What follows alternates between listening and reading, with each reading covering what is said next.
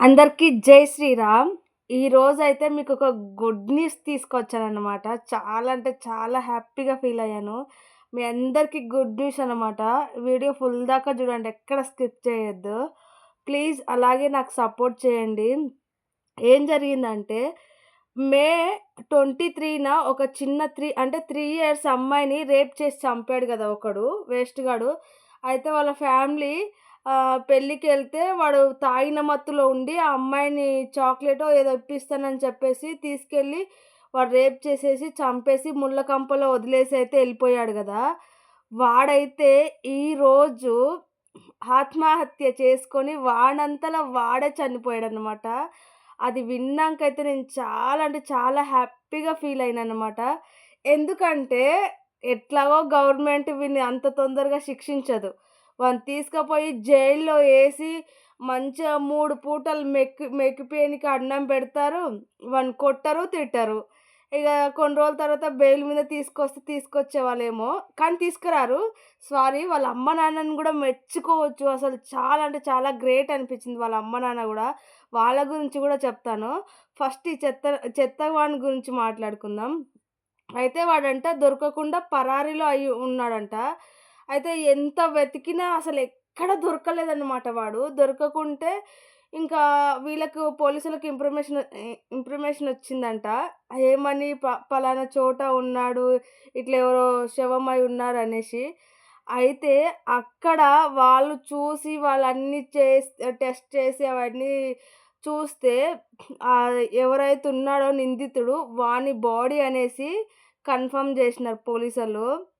చాలా అంటే చాలా మంచి పని జేసినాడు. చూడండి చేయలేరా వాని జీవితం వాడే నాశనం జేసుకున్నాడు. నిండగా తాగిన మత్తులో వాని సుఖం కోసము ఒక 3 సంవత్సరాల చిన్న పాప జీవితం నాశనం జేసినాడు చెత్తగాడు. పాప జీవితం నాశనం జేషిండు. ఇప్పుడు వాని జీవితం గూడా నాశనమయింది. ఒక 2, 3 నిమిషాల దాని కోసము వీళ్ళు తాగిన మత్తులో ఏం చేస్తున్నారో తెలీక పక్కనోళ్ళ జీవితాలు నాశనం, వాళ్ళ జీవితాలు నాశనం.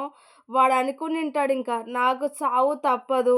ఇగ పోలీసోళ్ళ చెయ్యిలో చిక్కితే ఇంకెంత దారుణంగా చస్తాననుకున్నాడో మరి లేదంటే ఇగ 10 మంది నేను బయటికొచ్చినా గూడా నన్ను బ్రతకనియ్యరు అని అనుకున్నారో నాకైతే అర్థం గాలే. కానీ వాడంతల వాడే చచ్చిపోయిండంటే చాలా చాలా నాకు మంచిగా అనిపిచ్చింది.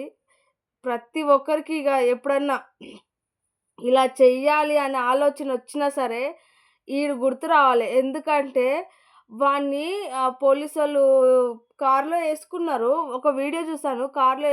కార్‌లో కూర్చోబెడితే ఆ జనాలందరూ ఆ పోలీసోళ్ళని దొబ్బేసి, ఆ డోర్‌ని తీసేసి, వాడినైతే కొట్టిర్రు. మరి వారెప్పుడు పరారయ్యారో తెలీదు కానీ, నిజంగా పోలీసోళ్ళు పట్టుకుందే బెటరు. పోలీసోళ్ళు పట్టుకోకుండా వాడు పరారీలో ఉన్నాడు గాబట్టే ఈరోజు వాడు సచ్చిండు. మరి జనాలు చంపిర్రో లేకుంటే వాడంతల వాడే చచ్చిండో తెలీదు. కానీ వానిదైతే పీడ పోయింది. వానికి శిక్ష పడ్డది. హ్యాపీ వాళ్ళ తల్లిదండ్రులు. కానీ వాళ్ళ తల్లిదండ్రులకు అంత పెద్ద బిడ్డనైతే ఇంకెవ్వరు తీసుకొచ్చి ఇయ్యరు. అస్సలు ఆళ్ళ అమ్మ, నాన్న ఎంతగానం ఏడుస్తున్నారో పాపము. అలాంటి పరిస్థితి ఇంకెవ్వరికీ రావద్దు. ఏ పిల్లలకు ఇలాంటి దారుణాలయితే జరగకుండా చూసుకోలే గవర్నమెంటు. ఇంకా అంటే ఏమంటారు? ఇంకా కొంచెం రూల్స్ పెంచాలి.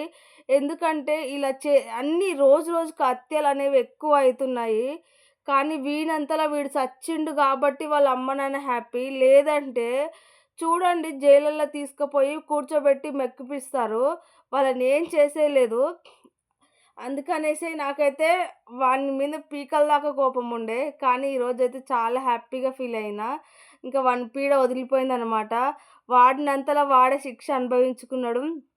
వానికి శిక్ష పడ్డది. ఇంక అయిపోయింది. ఆ అబ్బాయి అంటే వాడు సచ్చిండుగా చెత్తగాడు. వాళ్ళ అమ్మ, నాన్న గురించి మాట్లాడదాం అనుకుంటున్నా. వాళ్ళ అమ్మ, నాన్న వాని శవాన్ని తీసుకొచ్చి గవర్నమెంట్ వాళ్ళు అంటే పోలీసు వాళ్ళు వాని శవాన్ని తీసుకొచ్చి వాళ్ళకిస్తే, నాకు కొడుకు లేడు, చనిపోయిండు. ఏ రోజైతే ఆ ఘటన జరిగిందో, ఏ రోజైతే ఒక అమ్మాయిని పొట్టన పెట్టుకున్నాడో, ఆ రోజే నా కొడుకు సచ్చిండు. నాకే కొడుకు లేడు అని చెప్తే, ఆ పోలీసోళ్ళు మున్సిపాలిటీ వాళ్ళకిచ్చిర్రంట. ఇంకా చేయాల్సినయన్నీ మున్సిపాలిటీ వాళ్ళు చేస్తుర్రంట. వాళ్ళ అమ్మ నాన్నలు ఆ శవాన్ని తీసుకోవడానికి గూడా ఇష్టపడలేదు. చాలా నాకు మంచిగా అనిపించింది. ఎందుకంటే పనికిమాలిన పనులు ఎన్ని చేసినా, ఎంతమందిని పొట్టన పెట్టుకున్నా, ఎంతమంది జీవితాలు నాశనం చేసినా కొంతమంది తల్లిదండ్రులు నా కొడుకు, నా కొడుకు అని దగ్గరికి తీసుకుంటారు. ఇది అస్సలు మంచి పద్ధతి కాదు. అయితే కానీ నాకు కొంచెం బాధనిపిచ్చిందేందంటే, అంటే మీరేమనుకుంటారో నాకు తెలీదు కానీ, నేను విన్నాక నాకు కొంచెం బాధనిపిచ్చిందేంటంటే, వాడు చేసిన పనికి మాలిన పనికి వాళ్ళ అమ్మ నాన్న సపోర్ట్ చేయలేడు. వాళ్ళ అమ్మ నాన్న సపోర్ట్ చేస్తే అలా చేసుంటే కరెక్టేమో, కానీ వాళ్ళ అమ్మ నాన్న సపోర్ట్ చేయలేదు. కానీ వాళ్ళ అమ్మ నాన్న ఉండే ఇల్లుని జేసీబీ తీసుకొచ్చి ఊళ్ళో వాళ్ళందరూ ఆ ఇల్లునైతే కూలగొట్టారంట. పాపము వాడు చేసిన పనికి మాలిన పనికి వాళ్ళకొక ఇల్లు లేకుండా పోయింది. వాళ్ళకి ఊర్లో పేరు లేకుండా పోయింది. అందరి ముందల తలెత్తుకొని బ్రతకలేకపోతున్నారు. వేరే ఊరికి పోయి బ్రతకాల్సిన పరిస్థితొచ్చింది. ఇలాంటి చెత్త కొడుకుల వల్ల. పాపం నాకైతే అంటే నాకైతే బాధనిపిచ్చింది. ఎందుకంటే వాళ్ళేం చేయలేదు. అలాగని వాళ్ళు వీనికి సపోర్ట్ చేయలేరు. కానీ ఇల్లు కూలిపోయింది. మరిప్పుడు ఎలా ఉంటారో, మరేం చేస్తారో తెలీదు.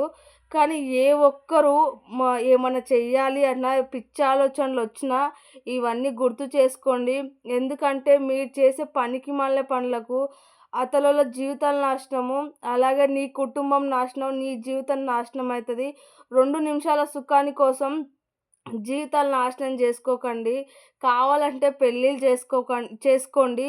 పెళ్ళిళ్ళొద్దు అనుకుంటే బయట చాలామందున్నారు. వాళ్ళకి పైసలిచ్చి ఎళ్ళండి. అంతేగాని పసి పిల్లల మీద ఇలాంటి అఘాయిత్యాలు చేసి వాళ్ళ ప్రాణాలు తీసి మీ పొట్టన బెట్టుకోకండి. ఆళ్ళు బోయినట్టు వాళ్ళ కాళ్ళ కిందకి మీరు గూడా బోవాల్సొస్తది.